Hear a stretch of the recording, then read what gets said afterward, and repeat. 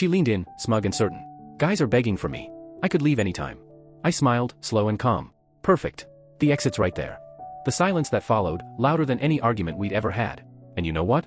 That silence broke her faster than shouting ever could. Looking back now, I should have said it 3 years earlier. Monica and I first crossed paths at a wine-tasting event up in Sonoma County.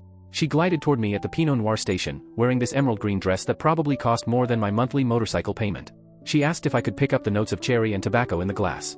I couldn't taste a thing beyond, yep, it's red wine, but I lied and said, absolutely. And somehow, that harmless little lie grew into 4 years of walking on eggshells with a woman who treated the idea of leaving like a nuclear weapon she could deploy whenever she wanted. It started small, almost laughably small. She'd pout when I picked Thai over Italian for dinner, swearing I never listened, even though she'd never mentioned a preference in the first place. Then came the passive-aggressive silences if I didn't upload couple selfies within 24 hours. Because apparently, if it's not on Instagram, the relationship doesn't exist. Pretty soon, her sighs became my trigger.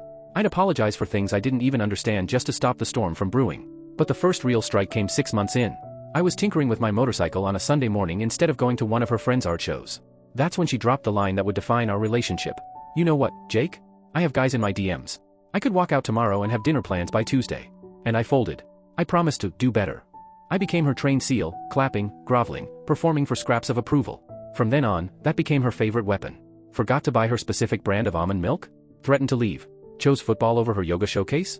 Threatened to leave. Stayed late at work and missed her cousin's boyfriend's band debut? Threatened to leave. Every time, I panicked. Every time, I scrambled to fix it. Because in my head, having someone like Monica choose me meant I'd won some impossible lottery, and losing her would prove I never deserved that ticket in the first place. The night everything finally shifted began in the garage. I was elbow deep in oil, working on my '68 Triumph Bonneville. Grease under my fingernails, clock reading 6:45. Monica stood in the doorway with her arms crossed, hazel eyes burning holes through me. I'd promised to be ready by 7 for some art gallery downtown. Some visionary painter, who apparently had the rare gift of understanding the female form. Her voice cut through the air like a buzzsaw. Are you seriously doing this to me again? The opening starts at 7:30. I glanced up from the oil pan. We've got time. I'll be ready in 20 minutes. That's not the point, Jake. She stepped inside, heels clicking against the concrete like gunshots. You always put your toys ahead of me. This is important for my career, my networking, and you're out here playing grease monkey like a 12-year-old. I promised I'd be ready. She wasn't buying it. Her voice shifted, sharper, that familiar dangerous pitch. I'm so tired of being the only one who cares about this relationship. Brandon just texted, yeah, Brandon from the Boutique Association. He asked if I wanted to grab drinks after the opening. Maybe I should go with someone who actually values my time. Normally, that's the part where I'd panic. Drop everything, scrub my hands raw with Gojo soap, and beg her to stay. But something inside me snapped. Or maybe it finally healed. I stood up, wiped my hands on a rag, and for the first time in months, I really looked at her. Not just her words, but the performance behind them, the calculated anger, the manipulative body language, the way she staged herself for maximum drama. And for the first time, I felt nothing. No panic. No desperation. Just peace. Monica, I said, calm as could be. The highway's clear. Feel free to take it. Her lips parted, glossy and perfect, but no words came out at first. Shock rippled across her face like she just heard me speak a foreign language. What did you just say? The highway's clear, I repeated, casual as tossing out a new coffee shop suggestion. You want to leave? The door's right there. Brandon's waiting, right? Don't let me keep you. Her expression flickered through a dozen emotions in seconds: shock, confusion, rage, panic. You're just going to let me walk away after 4 years? Let you? I laughed, and it surprised both of us. Monica, you've been threatening to leave for 4 years. I'm just finally agreeing with you. If Brandon's the upgrade, then go. Life's too short to cling to someone who doesn't want to be here. She stumbled a little in her heels, face pale. You're supposed to fight for us. You're supposed to care. I did, I told her, shaking my head. For 4 years, I did. But I'm done with that script. If you want a guy who jumps when you threaten him, go find one. I'm not it anymore. The garage fell silent. No more manipulative power plays. Just her, standing frozen like a puppet whose strings had finally been cut. You don't mean that, she whispered. I mean it completely. I picked up my wrench and turned back to the motorcycle. Your suitcase is in the closet. The one you use for your practice exits. Might be time to finally pack it. Her blazer rustled as she hugged herself. You're really doing this? No, I said without looking up. You've been doing this. I'm finally agreeing with you. The heels clicked against the floor, faster this time, until the front door slammed so hard it rattled my pegboard. I set the wrench down and exhaled a breath I hadn't realized I'd been holding. My hands trembled, not with fear, but with pure relief. The garage felt bigger, quieter, like it had been holding its own breath, too. I looked at my Triumph, at honest work, at something that never once threatened to abandon me over a late Instagram post. And I smiled. For years of eggshells, shattered by a single moment of honesty. The highway was clear. And for the first time in years, I was finally free to ride it. Carlos didn't even blink when I showed up at his place that night, overnight bag slung over my shoulder like a soldier retreating from battle. He just shoved a cold beer in my hand and pointed at the couch. Finally grew a spine, huh? I sat down heavy, told him everything, the garage, the gallery, the highway line that slipped out before I even realized I'd said it. Carlos roared. Not a chuckle, not a polite laugh, a full-on belly laugh that shook his shoulders. Bro, I've been waiting for this since year 2. Do you know how many times I've watched you apologize just for existing? Welcome back to the land of the living. But that night, I couldn't sleep. I kept waiting for the explosion, the endless texts, the voicemails, the Instagram stories dripping with drama. Instead, nothing. Radio silence. And somehow, that felt worse, like the air was heavy with the calm before a storm. I drifted off for maybe 3 hours before my alarm pulled me back into reality. The whole next day at work, I moved like a ghost. Coffee didn't touch the fog. When I finally dragged myself back to the apartment, I braced for chaos, clothes on the lawn, locks changed, some grand Monica-style spectacle. Instead, normal. Too normal. My key slid in, no problem. Her car was gone, though. Inside, the place felt different. Lighter. Like someone had cracked open a window I didn't even know had been sealed shut. Her keys were sitting on the counter next to a note in her bold, dramatic handwriting. You'll regret this. I won't be waiting when you realize what you lost. I actually smiled. Same old Monica. Another empty threat dressed up as prophecy. I crumpled the note, pocketed her key, and finally did something I'd been putting off for years. I sat down with my laptop and opened the books. 3 hours later, I was staring at a spreadsheet that made me want to scream. Rent, utilities, Venmo, credit card statements, grocery receipts, it all added up. And it was brutal. We were supposed to be splitting everything 50/50ths. But the numbers didn't lie. Organic groceries she insisted on, restaurants she chose, her car insurance I'd somehow been covering for 6 months, subscription services she'd added under my accounts, even her phone bill folded into mine. The truth? I wasn't paying half. I was paying 73%. 73. Last year alone, I'd funded nearly $19,000 of her lifestyle. $19,000. That's a down payment on a house. That's a rebuilt motorcycle engine with money to spare. And all that cash had gone straight into maintaining Monica's curated Instagram aesthetic. My phone buzzed. Carlos again. How bad's the damage? Worse than I thought. She's been bleeding me dry for years. I was too stupid to see it. Not stupid, he shot back. Manipulated. Big difference. Come to the gym tomorrow. We'll work that rage out the right way. At 6 a.m., Carlos nearly killed me with a workout. Every muscle screamed, but my head felt clearer than it had in months. Between gasps for air on the rowing machine, he leaned down. Here's what you're gonna do. Take all that money you wasted on her, and spend it on yourself. Meal prep. Fix your bike. Save it. Doesn't matter. Just stop bleeding cash into a black hole. 2 weeks. Tell me how you feel. I took it to heart. That very night, I started slashing the ties. Netflix, Hulu, Spotify Premium, gone. Accounts she used but I paid for? Cut off. The overpriced gym membership she never touched but insisted we keep for the couple's discount? Cancelled. Meal delivery service where each plate cost $45? Goodbye. Instead, I meal prepped with Carlos every Sunday. Chicken, rice, veggies, $60 a week instead of $300 for groceries Monica barely touched because she was always cutting carbs or on a cleanse. On weekends, I picked up carpentry work through a buddy, shelves, cabinets, odd jobs. $200-300 extra every Saturday. It felt good. Honest. Real. By the end of the first week, I had $600 more in my account than usual. For the first time in years, my checking balance was climbing instead of circling the drain. I slept like a rock, too. Not the anxious, shallow sleep I'd gotten used to, real, restorative sleep. No midnight panic about whether I'd triggered the silent treatment. No walking on eggshells in my own apartment. Meanwhile, Monica tried her favorite game, silence. No texts, no calls, no social media fireworks.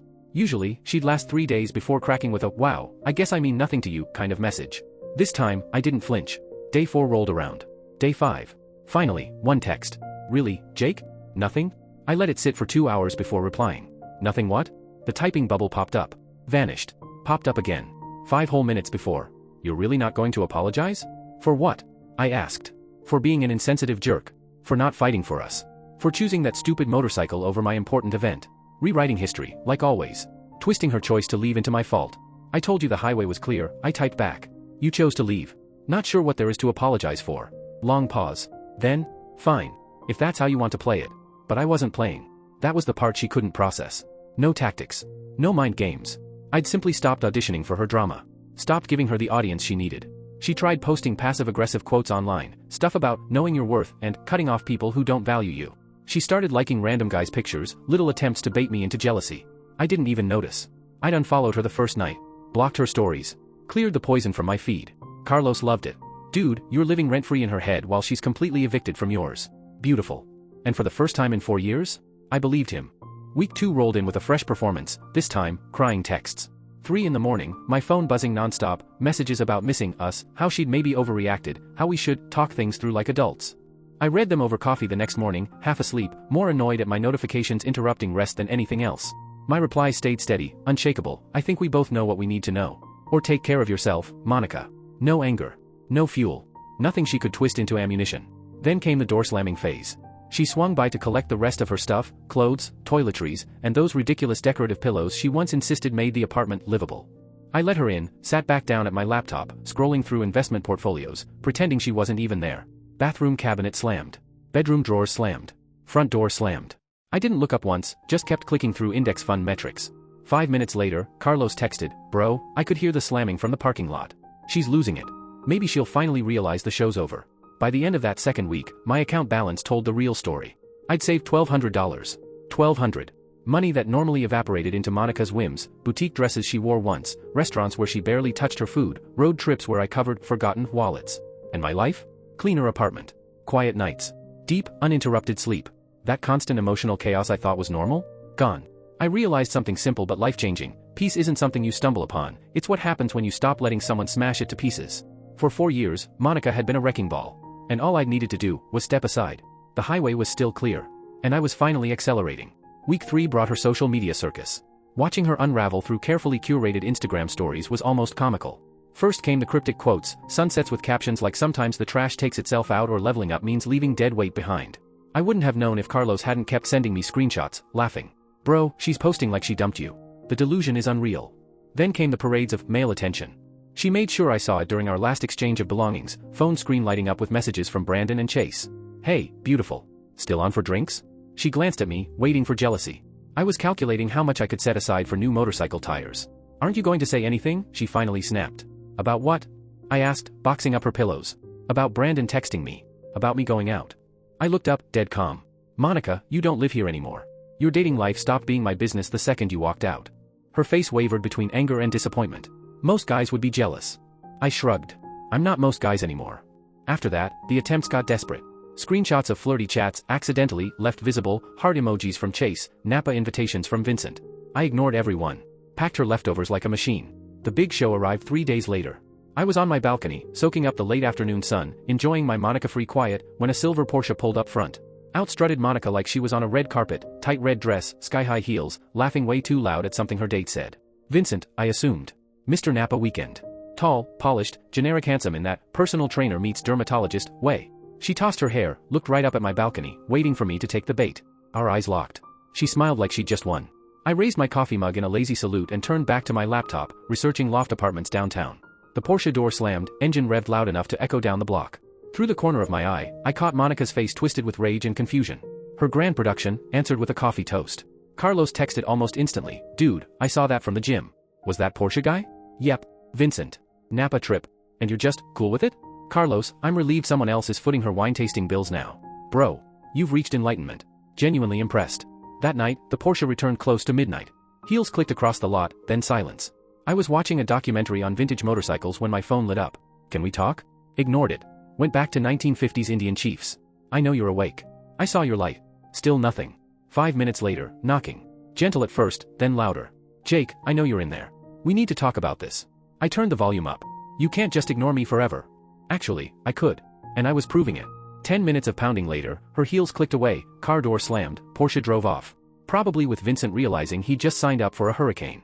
My phone exploded with texts, "You're being immature. We're adults. We should communicate. I can't believe you're treating me like this after 4 years." "Fine. Be that way. See if I care." Next morning, I scrolled through them over coffee, felt nothing, and deleted the thread. Meanwhile, my life just kept getting better. The carpentry side hustle netted $600 that week. Meal prep with Carlos had me feeling healthier than I had in years. The apartment stayed spotless without someone treating it like a hotel. And I'd found the perfect downtown loft, 2 bedrooms, exposed brick, close to Carlos's new gym. We could split rent 60/40ths, and I'd still pay less than funding Monica's lifestyle. It was like the universe itself was rewarding me for finally drawing a line. Monica's Instagram escalations continued, dinners, rooftop clubs, bottle service, gym selfies caption new chapter. Better me. Every post screamed desperation, like she was trying to convince an audience of one that she was thriving. But that audience had stopped watching. Carlos kept me updated just for laughs. She posted herself at some rooftop bar. Bottle service. Full VIP treatment. Good for her, I muttered, measuring a cut on a maple bookshelf. Bro, you seriously don't care anymore? Honestly, Carlos, I care more about not screwing up these measurements. Maple's expensive. Can't afford mistakes. And that was it. Monica had become less important than a clean cut of wood. For the first time in 4 years, that felt perfect. By week 4, Monica's social media mask started slipping. The bragging posts vanished, replaced with black and white selfies captioned like breakup poetry. Rain on windows, lines like some people don't know what they have until it's gone. Or thought I wanted freedom, but maybe I just wanted to be fought for. It was the same old game, manipulation, but with a new coat of paint. This time she swapped jealousy for guilt. Didn't work. I was too busy signing the lease on a downtown loft with Carlos, sketching out a new workshop space, planning carpentry jobs. I was genuinely happy. Too grounded to let curated sadness drag me back. The final blow came not from her page, but from mine. I posted a single photo, me and Carlos in the empty loft, holding keys, grinning like idiots. Caption, new chapter. Within an hour, Monica texted. You're moving? We haven't even been broken up a month and you're already moving on? I answered the way I should have years ago. Monica, you moved on the night you threatened to leave me for Brandon. I'm just living my life. Her reply came quick. This is cruel. Posting about your new place like our 4 years meant nothing. They meant something while they lasted, I typed. Now they're over. That's how time works. And just like that, the story stopped. The performance ended when the audience left. That weekend, while packing for the move, I found one of her earrings under the couch. Expensive, part of the $200 set I'd bought her for Christmas. Old me would have texted immediately, offered to meet up, let it become another doorway back into her drama. New me slid it into an envelope, scrawled her mom's address, and dropped it in the outgoing mail. No note. No message. No attachment. Just returning property that wasn't mine. As Carlos and I drove away from that apartment for the last time, my phone buzzed. I saw you moving. This is really it. I stared at the screen, considered a reply, then powered the phone off. The highway was still clear.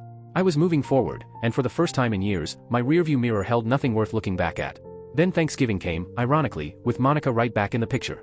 Her mom, Linda, had invited me weeks before the breakup.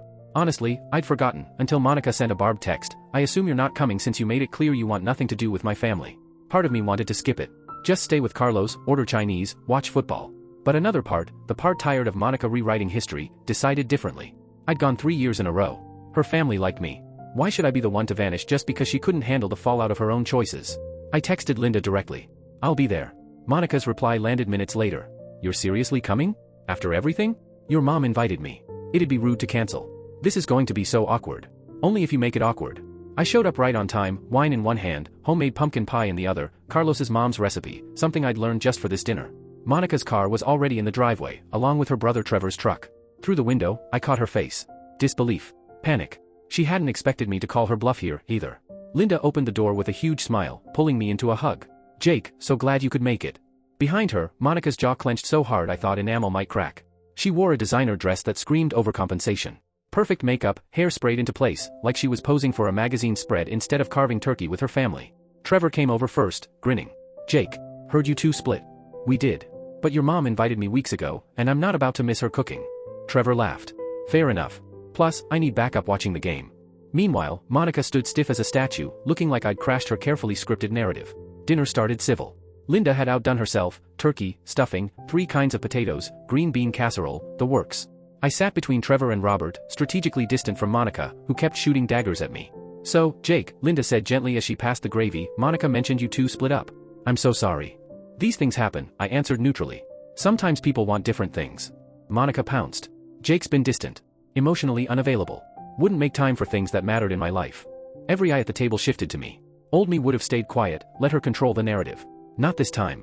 Actually, I said evenly, we broke up because Monica threatened to leave me for another guy. During an argument about me being 20 minutes late to her art gallery opening.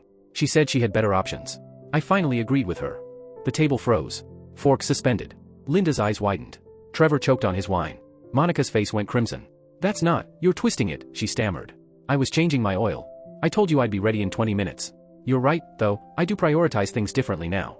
Like people who don't threaten to abandon me whenever they're inconvenienced. This is exactly what I mean. Monica's voice rose, sharp. He makes everything my fault.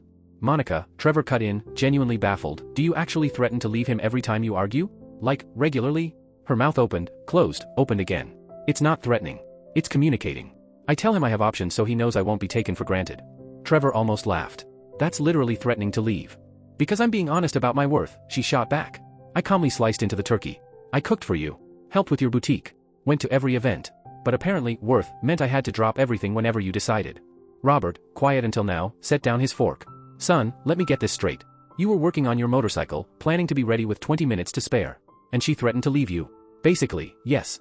And I told her the highway was clear. She could take it. Trevor burst into laughter. Bro, that's cold. I respect it. Stop encouraging this. Monica snapped. He's making me sound crazy. Linda spoke softly. Sweetie, you do have a tendency to be dramatic when you don't get your way. Remember threatening to move out when we wouldn't co-sign for that BMW? Monica's face turned purple. That was different. That was about respect. Sounds like the same pattern, Trevor muttered. Do what you want, or else. Except Jake finally called it. Dinner had derailed into family therapy, and I was just eating stuffing, watching Monica's victim script collapse. You know what? Monica shoved back her chair. I don't have to sit here and be attacked by my own family.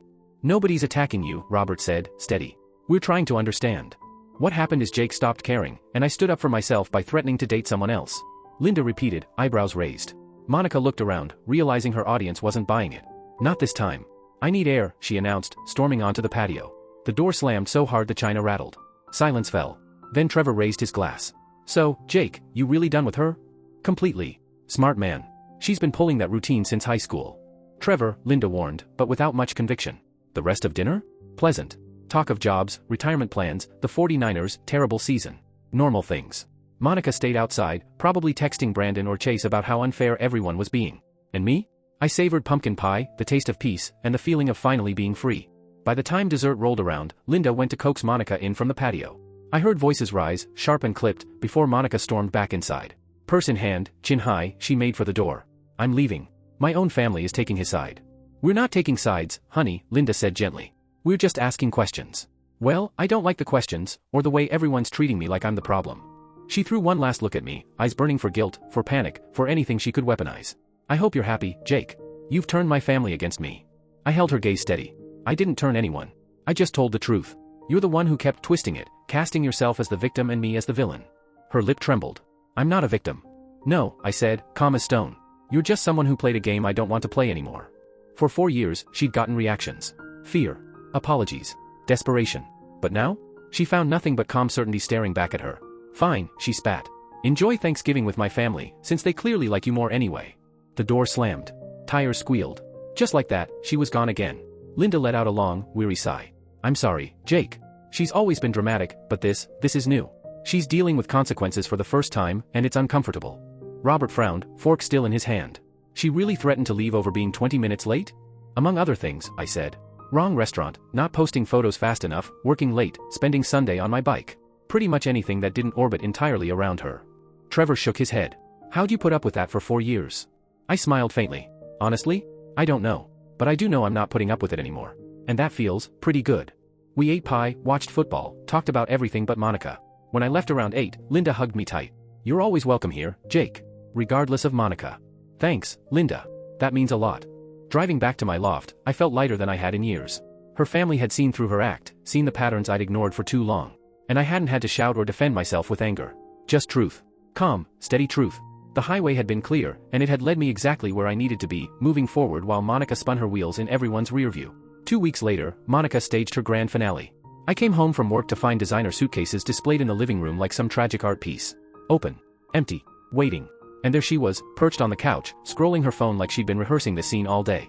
What's all this? I asked, dropping my laptop bag. I'm finally getting my stuff and leaving, she declared, voice dripping with melodrama. You've made it clear you don't want me here. I glanced at the suitcases. Do you need boxes? I've got some left over from the move. Her face faltered. That wasn't the line she wanted. You're not going to try to stop me? Monica, I sighed, sitting across from her, you left a month ago. This isn't breaking news. She blinked, lost in the wrong script. I thought maybe you'd realize what you're losing. That you'd ask me to stay. The highway's still clear, I said evenly. If you want to go, go. Her eyes narrowed like I'd slapped her. How can you be so cold? After everything we had. We had 4 years of you threatening to leave, I cut in. I'm just finally respecting that decision. Before she could regroup, my phone rang. Carlos. Hey, man, you still good for tonight? Yeah. What time you moving in? About 7. Last boxes are loaded. Monica's head snapped up. Wait, what? Carlos is moving into the building, I told her, casual as breathing. Into this building? Penthouse upstairs. His gym's relocating nearby. We found a good co-living setup, shared workshop in the garage, splitting costs. Makes sense. Her face drained. Realization hit. I wasn't just moving on, I was building something. So you're replacing me with your friend? I shook my head. I'm not replacing anyone. You left. Carlos and I get along without threatening to abandon each other over minor inconveniences. She shot to her feet. This is what you wanted all along. Just hang out with your buddies, work on your stupid projects. I leaned back. Turns out I like not walking on eggshells. I like not apologizing for breathing. The next hour was tense silence. Packing clothes, toiletries, pillows. She tried baiting me into reminiscing, into what could have beens. I redirected to logistics. Donate the pillows? Keep them? Practical. Efficient. At 6:45, Carlos texted he was pulling up. Monica saw the notification. He's here already? It's almost 7, I said. A knock. Carlos swung the door open, grinning at the sight of her staged exit. Oh damn. This that dramatic goodbye I've been hearing about? Monica flushed. You've been talking about me? Monica, I said gently, you've been the main character in your own drama for a month. Of course people talk about it. Carlos didn't even break stride. Jake, where you want the power tools? Workshop in the garage. I'll show you in a bit. Her eyes darted between us, panic setting in. She'd lost the stage. I can't believe you're doing this, she hissed. Doing what? Helping my friend move while you pack your stuff? You wanted this moment, Monica. I'm just not playing my part anymore. You're supposed to be devastated. You're supposed to care that I'm leaving. I met her eyes, calm as ever. I did care, a month ago. But you can't keep leaving and expect me to beg. Eventually, people move on. Carlos hauled furniture past her like she was invisible, dismantling her theater with simple productivity. Finally, she zipped the last suitcase, the sound sharp as a slap. Fine. But don't come crawling back when you realize you made a mistake. The only mistake, I said, holding the door open, was not calling your bluff 3 years ago. She froze, waiting for me to crack. When I didn't, she yanked the suitcases and stormed out. Heels clacking, wheels rolling, exit stage left. I closed the door, and the weight lifted instantly. Carlos popped his head from the spare room. Bro, she really tried to make that a moment, huh? Her whole life's been about making moments. That one's over. We spent the night moving him in, assembling furniture, ordering pizza, setting up the workshop. At midnight, my phone buzzed with long paragraphs about mistakes and second chances.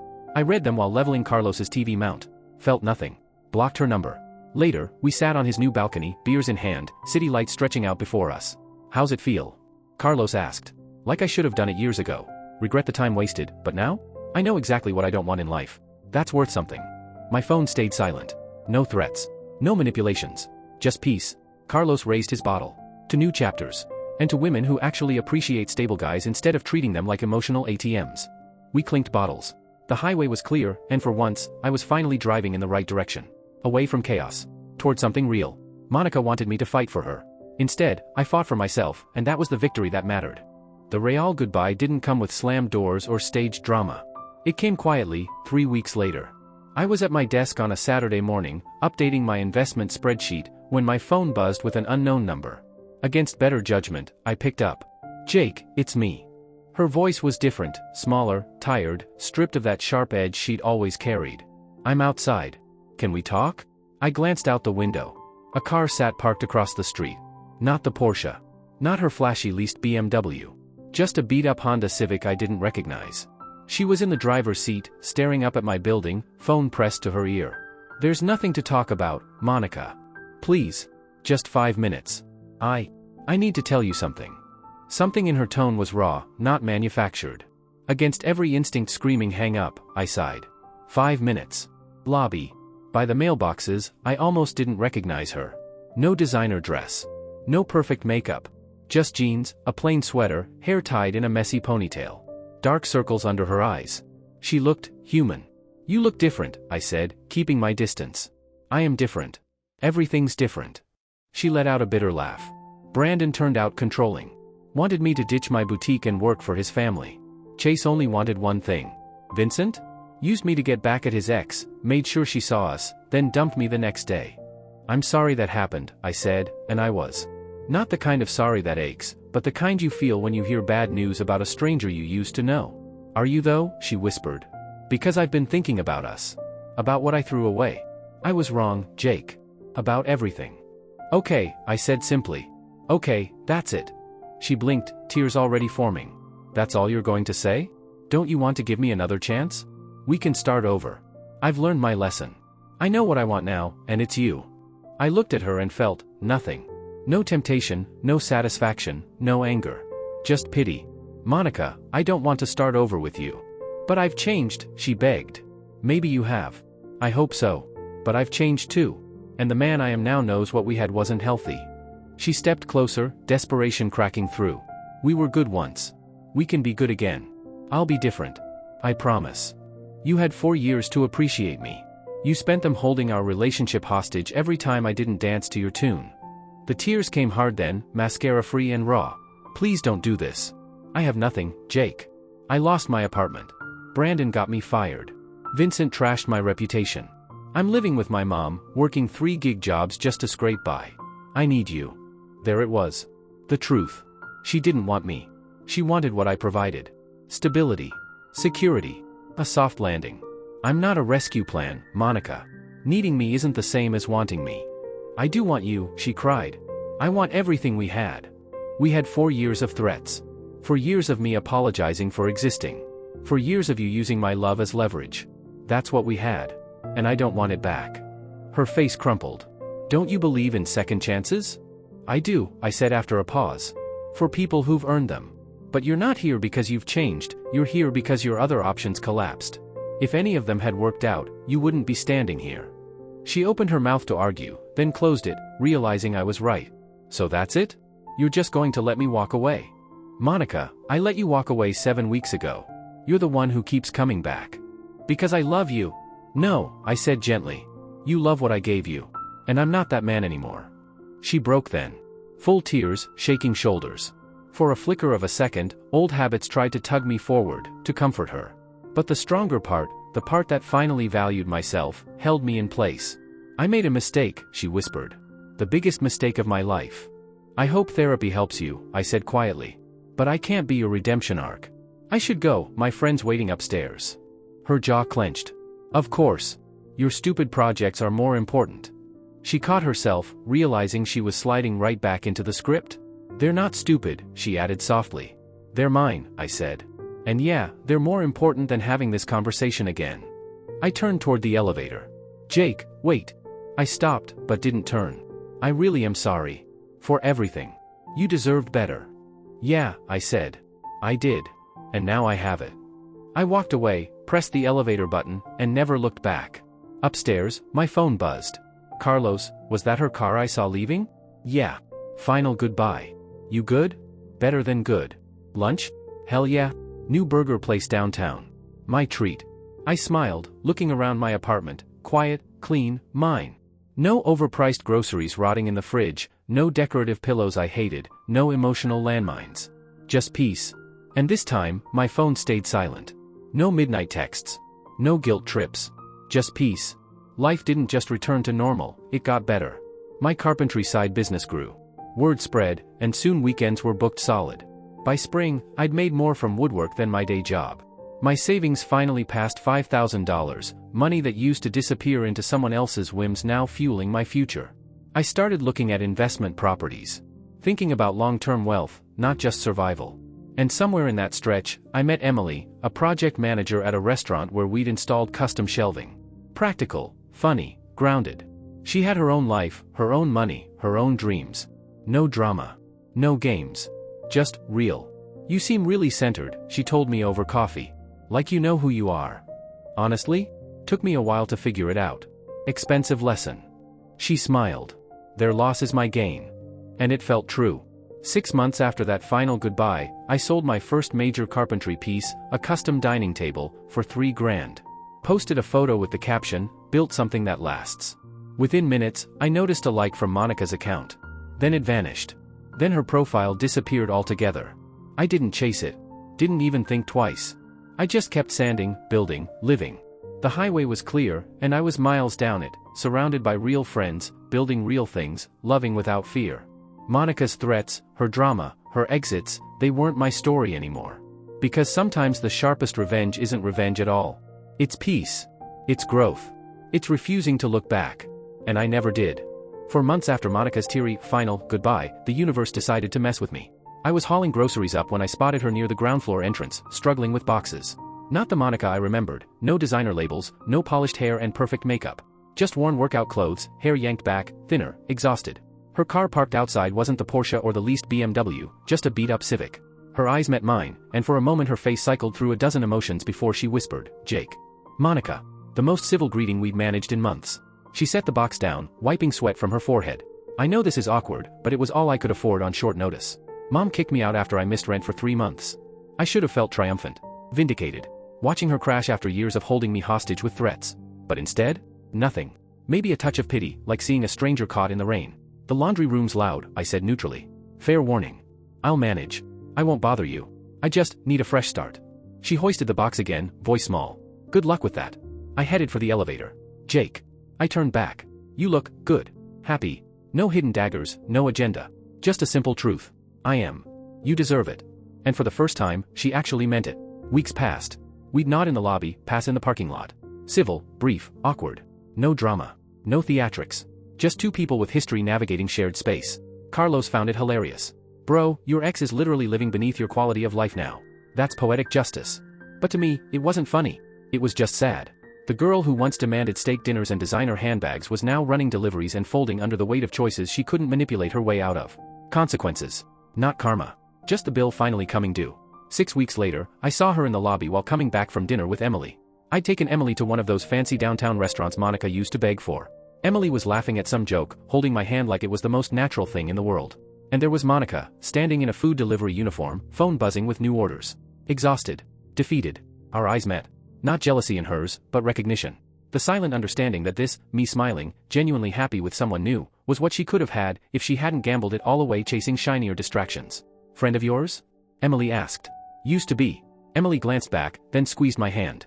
I'm glad she made those choices. Otherwise, I wouldn't have met you. That was the difference. Emily valued us. Monica had only valued what I could provide. 2 months later came the strangest moment of all. Saturday, 6 a.m., I was in the building's gym when Monica walked in. She froze, halfway through the door. Sorry, she muttered. I'll come back later. It's fine. Gym's for everyone. She hesitated, then got on the treadmill across the room. For 20 minutes, we worked in silence until she spoke. I heard you sold a big carpentry piece. Congratulations. I blinked. Thanks. Custom dining table for a restaurant. That's amazing. You always were talented. No bite. No manipulation. Just genuine. Yeah. Just finally had time and money to focus on it. She nodded slowly, hearing what I wasn't saying. Then her voice cracked. I'm sorry. For all of it. For how I treated you. For taking advantage. For making you feel like you weren't enough. Monica. No, let me finish. I've been in therapy. Actually doing the work. And I realized I spent 4 years threatening to leave the best thing in my life. Thought I had all the power. Turns out, you had it all along, the power to walk away. I set down my weights, looking straight at her. She was crying, but it wasn't a performance. It wasn't a weapon. It was grief, the kind that comes from finally understanding you destroyed something you can't rebuild. I appreciate the apology, I said softly. But it doesn't change anything. I know. I'm not asking for another chance. I just needed you to know that losing you was the wake-up call I needed. I'm grateful you finally called my bluff. For the first time, there was peace between us. Like the storm had finally burned itself out. I hope you figure it out, Monica. I really do. Thanks, she whispered, wiping her face. She managed a faint smile. Emily's lucky. Whoever you end up with, they're lucky to get the version of you I was too blind to appreciate. She left the gym. I went back to my workout. And that was it. That's how it ended. Not with a blow-up. Not with slammed doors or screaming matches. Just a quiet apology in an empty gym, and the final realization that our story was well and truly over. Monica had wanted me to fight for her. But in the end, I fought for myself, and won everything that mattered. Peace. Prosperity. A partner who chose me every single day without conditions. The universe delivered its justice. Monica moved into my building expecting awkwardness. Instead, she got front row seats to watch me thrive without her.